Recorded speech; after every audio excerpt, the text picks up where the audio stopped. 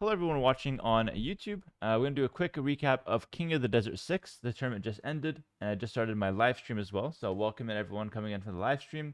We're going to do a quick recap for the tournament, and then maybe at the end of the recap, we'll do some questions and answers from the viewers here in the chat as well, which I think should be very nice. So, I think that would be nice. A little recap for the event, kind of hear some of my thoughts on the different rounds and whatnot. Just fair warning, we will spoil everything. So, if you haven't watched anything from King of the Desert, be warned, there's going to be spoilers here. So yeah, just click off the video and come back a little later. So we're going to do a quick recap here. So welcome everyone to the stream. First we'll go through the prize pool breakdown. So starting off at actually round of 64. So the first round, if you lost first round, you got nothing. That's life. You win one round, you get $500. You see some pretty big names here though already, like Lewis is there, Kapoch and whatnot. Top 16, you start to see some really big names here. Doubt Barrels, Tato, MBL. Pretty much all of these guys are pretty big names. They got $1,000, and then you got $2,000 for the top 8.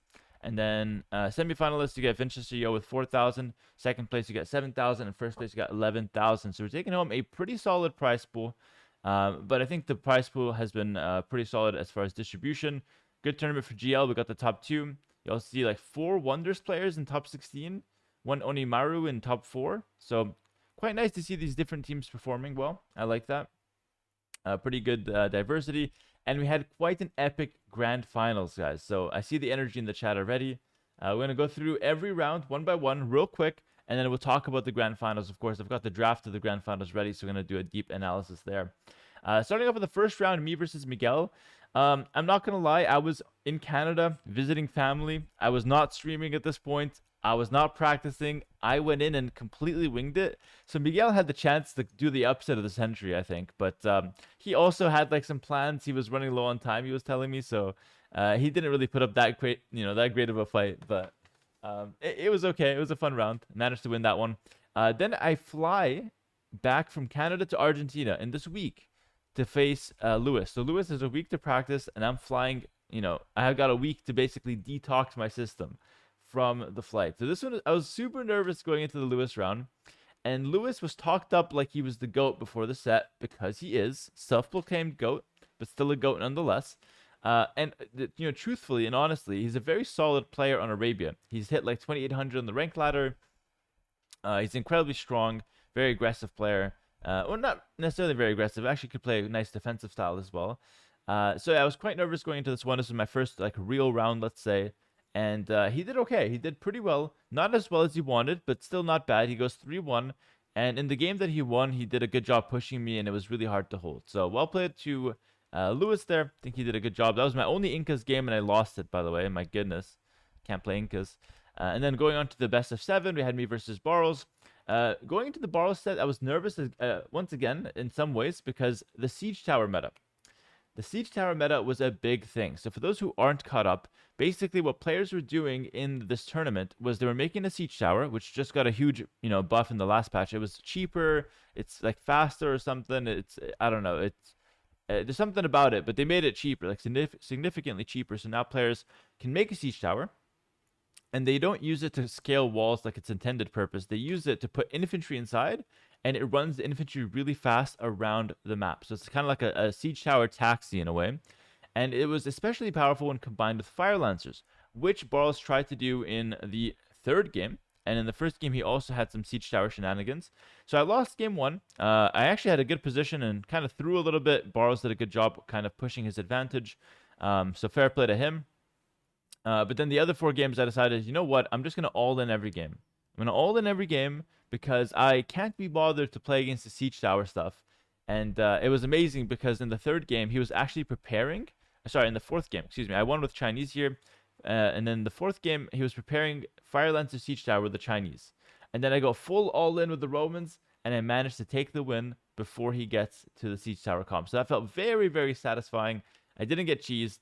But yeah, no matter where you think, Siege Tower should be used for taxi or it shouldn't, it was extremely strong. So I don't want to get into the whole debate right now, but it was an extremely strong strategy, and I was quite worried about it. Luckily, I was able to beat Barrows there, 4-1. Then moving to the quarterfinals, what's interesting about this event, though, is that for every round, I played a different strategy. I'm telling you, I played a completely different strategy. Against Borrows, I went all in every game. All right. Against Heart, I lamed every game. And the reason I did that was I was really worried about Heart being able to match my feudal edge. Match my early game.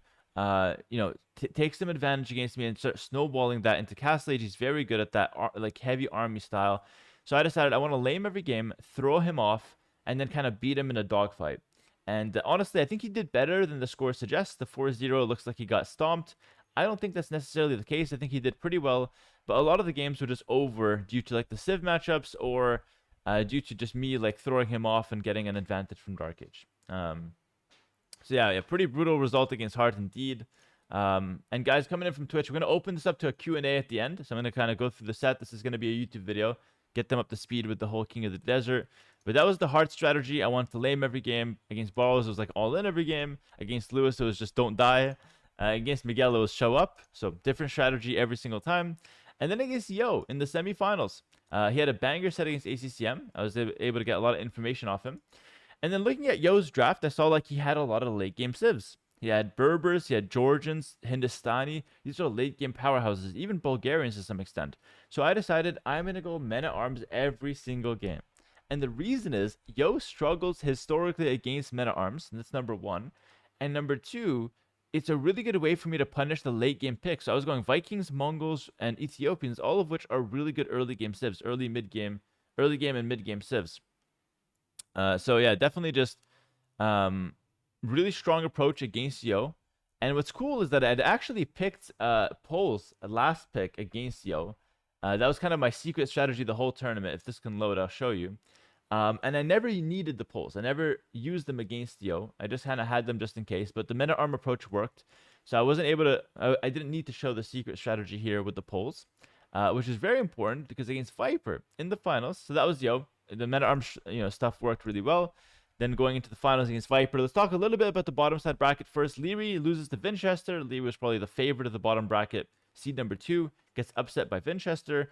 I'm not going to lie, Winchester had some really good maps in that series, but I did feel like Leary did make some mistakes, so you can't blame the maps for everything. But Leary played quite well and just, you could call it unlucky here. Winchester passes through. Meanwhile, Sebastian had a really close set against Viper. Very, very nice. I think Sebastian played incredible, but kind of just lost out to the phosphor rushes of Viper and didn't have the experience to defend them. Unlike me, who had a lot of experience and still didn't defend them in the finals. And then we have Sebastian losing out, and then Winchester versus Viper. I casted this with T90. Very good time, by the way. I hope you guys enjoyed that cast. It was a blast. We should do that more often. It's just I'm not really available to cast that often. But this time around, it worked perfectly because I played first set versus Yo, and then right after, I just casted with T90, and I was able to kind of like watch what my next opponent was going to do. So it was super convenient. We should do it more often, but, it just happened to work out perfectly this time around. But anyway, it was quite convincing. Viper was able to win. I see a lot of congrats messages in the chat. Appreciate you all. Thank you guys for coming in. We're going to do some Q&A with the Twitch chat in a second. But first, let's recap this final. We're going to do a pretty in-depth breakdown. So first up, Poles. I want to talk about this. I last picked Poles again, and I beat his, what is that, 6th pick? 5th pick, Incas. This is huge. Keep in mind, in hindsight, if I lose any of the games that I win, I lose the set. Just to show you how crazy this was. So I have to win with my last pick. It's a must to win with it. And I managed to win against his 5th pick, which feels amazing. And this is something I prepared the entire time. Poles is a D tier civ according to many people, including myself, on Arabia.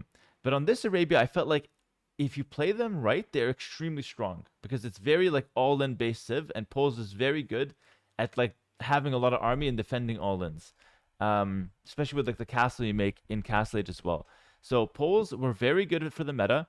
I didn't show it to anybody. I prepared it from the start of the tournament, and then finally in the grand finals, I pulled them out and they snagged me a win, and I couldn't be happier with my preparation there. Again, it's super important to get those wins with like, the low tier civs in finals because that really makes it easier in the draft. And then the opposite of game 1 happens. Game 2 and game 3, Viper's preparation kicks in. He's been doing the phosphor. I'm aware of the phosphor. All right. I have a counter plan to the phosphor strats. But what happens? I improvise. I don't know why I did that. In the finals of a major tournament, I start improvising against the phosphor, and I start going fast castle against it. And that was a crucial mistake. That I should have never done this. It was not what we planned, not what I wanted to do. and I just decided in the moment that it would be good. Um, Truthfully, it wasn't horrible. Like game one, game two, I had a decent position, but I ended up losing. I think in hindsight, I should not have added TC. I should have just went all in with ranges and tried to counterattack. Didn't work out as planned. And then game three, he actually fakes the Fosteru, which I also knew about, but I decided to go fast castle again for some reason, and I ended up losing my scout to the town center like a noob. So I didn't even have a chance to adapt here, and his pressure was incredible. Like he tower on the right, scouts into archers. It was impossible to hold. A perfect punish from him, and all of a sudden I'm down 2-1 in the grand finals, and I'm not used to being down 2-1. It's not a good feeling, but I've been there before. It's not the first time. And so I bounced back with my Armenians. This is a comfort pick the whole tournament. Love them. He goes all in every game, by the way. I'm not going to lie. He goes all in every game. And he only does this against me. Let's talk about this for a second. Against Winchester, he's adding town centers. Against Sebastian, he did some all-ins, but he also added some town centers and some economy. But then against me, he becomes this different animal. He's just going all in every game.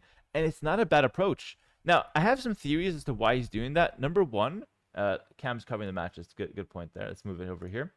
Number one, potentially, he doesn't want to play a boom game against me. He doesn't want to go to late game, even though I think Viper has a good late game, but maybe he just doesn't want to do that. And I thought another idea might be that it's a best of 9, and he doesn't want to let it to go too late. All right, so he wants to play fast games, aggressive games, and truthfully, playing all in on this Arabia, not a bad strategy at all. So that's my speculation as to why he would go for something like that. Again, you have to ask him to get like the proper idea or the proper reasoning, but that's from where I stand some decent theories. But nonetheless, he tries an all-in here. I hold it back with Castle Age Halbs, which is super cool with the Armenians.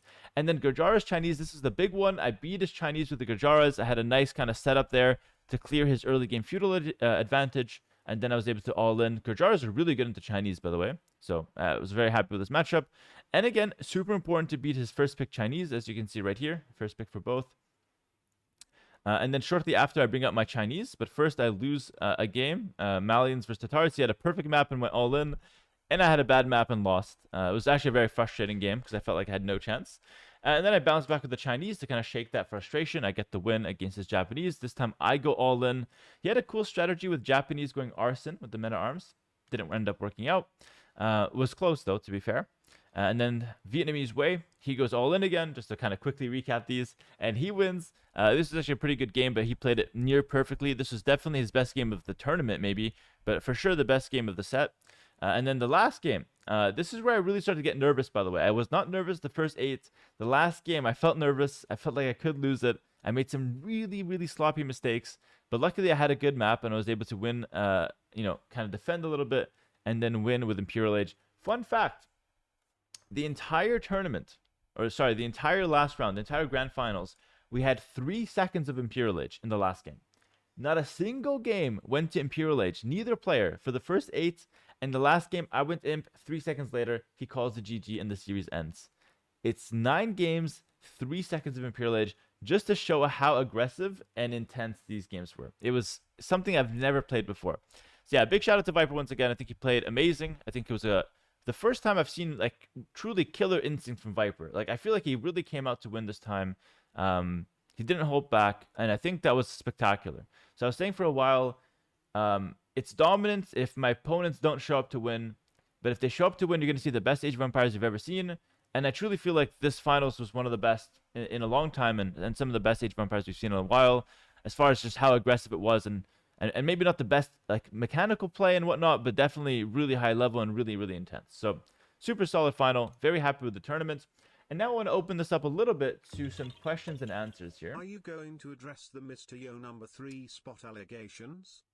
Well, that's an alert that came out right away. Hold on. I do want to mute these alerts for now, though.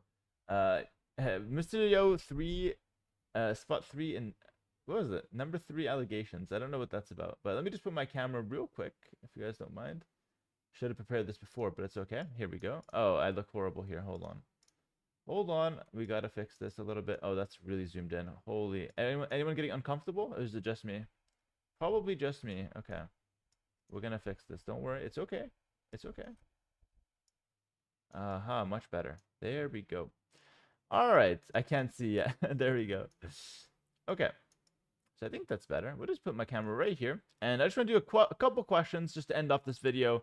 So anyone has any question about the finals or about the tournament, let me know right now. Put it in the chat, and I'll talk about it. The first one here: what was your plan for countering the FC phosphorus strategies?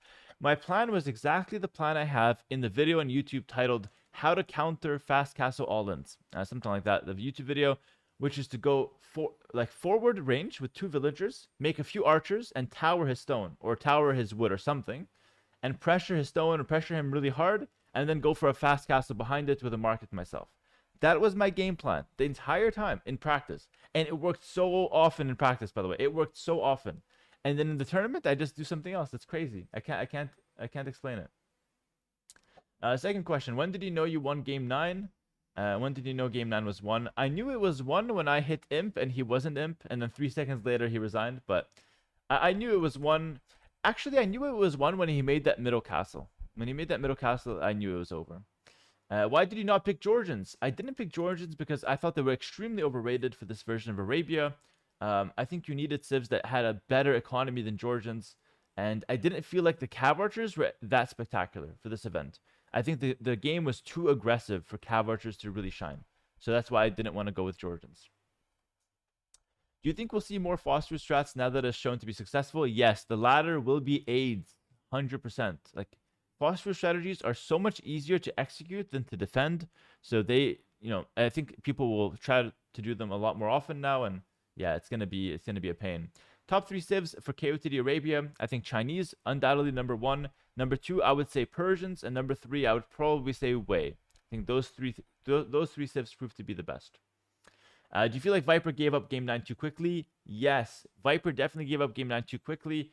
100% it was over, all right, or like 99%. But it's the final game of a crazy best of 9 grand final. Personally, I would have played that to the bitter end, all right? And I think he should have played it at least a little longer. You never know if I start making mistakes. But I guess Viper respected me enough to know that I won't throw, and he just said, there's no point. And truthfully, I would probably win anyways, but again, I think he should have tried a little longer at least. Would have been nice. And let's do this last and final question here. Hera, how nervous were you? Crazy ending. I was extremely nervous in the last game. Nothing else, but extremely nervous in the last game. I made so many sloppy mistakes. If you paid attention to my gameplay there, I can't even get into it because you probably, like, a lot of people probably just didn't pick up on it. But I made so many sloppy mistakes and just shakiness that I just truly felt I was going to lose. I only got it under control once I got ballistics and once I went to elite skirm. Then I got it under control and I felt really good about the game. And then, okay, last question. Which civs were stronger than you expected? I think the Poles were way stronger than I expected. I think they're genuinely amazing. And then I would say Armenians were also really strong, stronger than expected, very underrated as well. And yeah, I think with that, I think it's a good place to end the video. So thanks for watching, everyone. Hope you guys did enjoy this kind of KOTD 6 recap. If you guys want to catch us live, we're live streaming right now when the video is released. And if not, just come on down to Twitch anytime and drop a follow and catch us on the live stream. So thanks for watching. Let me know if you guys do like these recaps, by the way. I think I want to make it like a regular thing where I just kind of, recap a little bit. Yeah, it's good to buy YouTubes in the chat. Recap a little bit, give you guys my thoughts on all the rounds and especially the finals if we get there. And I think it's a nice way to kind of just, go through things. So take care, YouTube. Have a good one, and drop your comment below what you guys thought about the tournament. I thought it was fantastic. Once again, thanks to Mem for hosting, and I'll see you guys when I see you guys. Peace out, YouTube.